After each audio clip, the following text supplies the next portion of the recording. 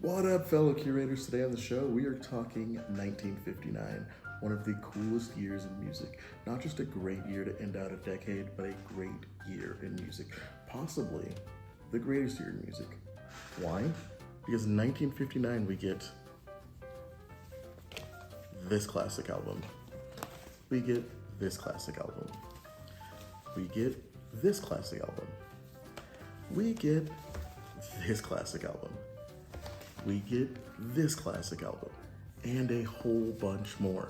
1959 was bonkers for great music, and we're gonna talk about it, only on Curate.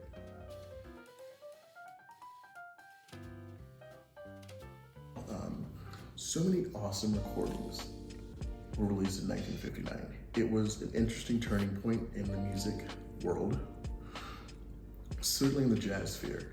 Charlie Parker had died a few years prior, and swing music was sort of dying out, and it was like this hard bop was sort of taking roots. But it was like, is this going to be the dominant form of jazz? Everyone was sort of pulling against, what is going to happen, what's going to happen. So Mingus starts experimenting with bigger ensembles, but smaller than big bands. Dave Brubeck starts experimenting with time signatures. Miles Davis starts experimenting with modes as well as really, really big bands. He did 2 incredible albums in this year. Elvis stole a bunch of shit from black people. Just let that sit there. It was an incredible year. It was sort of a topsy-turvy year for the music, but it was, as a consumer, the greatest year to be a fan.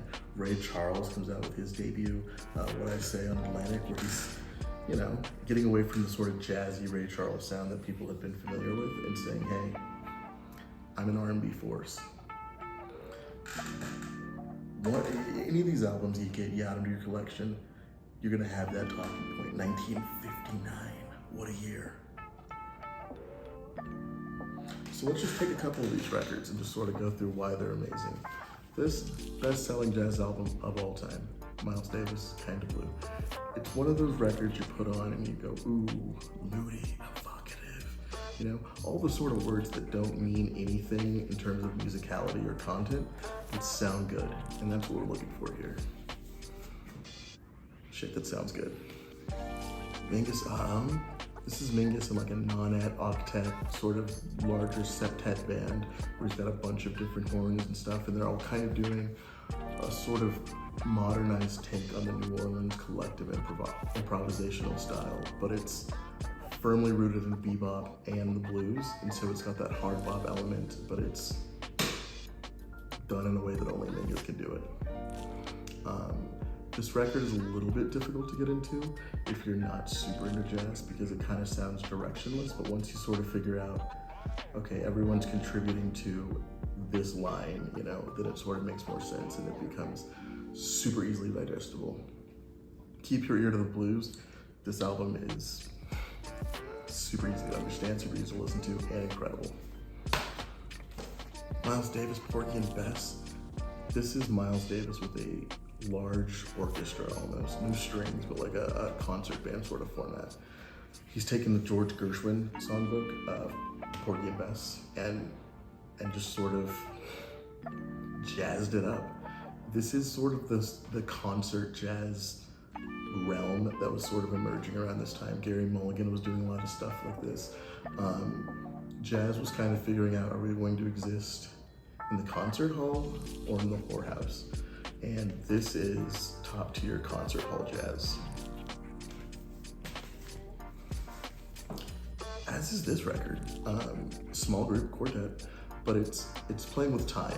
So instead of songs going 1, 2, 3, 4, 1, 2, 3, 4, you're getting 1, 2, 3, 4, 5, 1, 2, 3, 4, 5, 1, 2, 3, 4, 5, 1, 2, 3, 4, 5.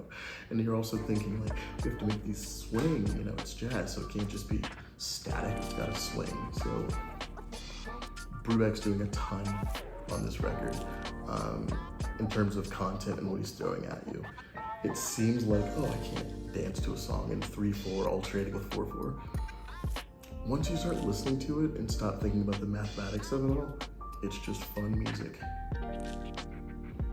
And when you think about the mathematics of it all, there's more levels. Jazz levels. What can I say about what I say? The Atlantic debut of Ray Charles. This album is great. It's the first time he's saying, okay, I'm stepping away from the instrumental stuff, the jazzy stuff, the Charles Brown sound-alikes, the Nat King Cole sound-alikes. This is his first album where he's saying, this is who I am and this is what I sound like. Super interesting album. Not a ton of singles you're gonna recognize, obviously, what I say. Rock House was sort of their concert opener, just a little piano number with the band. What Kind of Man Are You? You might recognize that, especially if you've seen the movie Ray. But Only What I Say became like a concert staple, and it became sort of his closer for a very long time.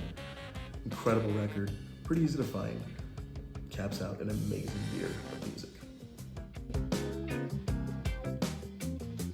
If you like these shows, this episode is sponsored by no one, so you can come on and sponsor it, and it'll be great. Seriously, if you like the show, comment, subscribe, do all the things. I don't have to tell you what the things are. You know what they are.